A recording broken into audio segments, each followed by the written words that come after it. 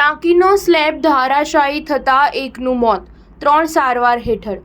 સોનગઢના ગોલણ ગામે નવનિર્મિત પાણીની ટાંકીના બાંધકામમાં હલકી કક્ષાના મટીરીયલનો ઉપયોગ કર્યો હોવાનો સરપંચનો આક્ષેપ. તાપી જિલ્લાના સોનગઢ તાલુકાના ગોલણ ગામે નવનિર્મિત પાણીની ટાંકીનો બોટમ સ્લેબ ધરાશાયી થતાં એક મજૂરનું મોત નીપજ્યું હતું, જ્યારે અન્ય 3 જેટલા મજૂર ગંભીર રીતે ઘાયલ થતાં નજીકની હોસ્પિટલમાં સારવાર અર્થે ખસેડાયા હતા, જેમાં સ્થાનિક સરપંચ દ્વારા હલકી કક્ષાના મટીરીયલનો ઉપયોગ કરવામાં આવતો હોવાનો આક્ષેપ કરવામાં આવ્યો હતો. બનાવને લઈ ધારાસભ્ય પણ હોસ્પિટલ ખાતે પહોંચી ગયા હતા. તાપી જિલ્લામાં ભ્રષ્ટાચારની ટાંકીનો સ્લેબ ધરાશાયી થતાં એક મજૂરનું મોત નીપજ્યું હતું. બનાવની વાત કરીએ તો તાપી જિલ્લાના અંતરિયાળ એવા સોનગઢ તાલુકાના ગોલણ ગામે પાણી પુરવઠા વિભાગ હસ્તક પૂર્વ સોનગઢ પેકેજ 3 યોજના અંતર્ગત 18 મીટર ઊંચી ટાંકીનું કામ ચાલી રહ્યું હતું, જે ટાંકી વિનોદ પટેલ નામની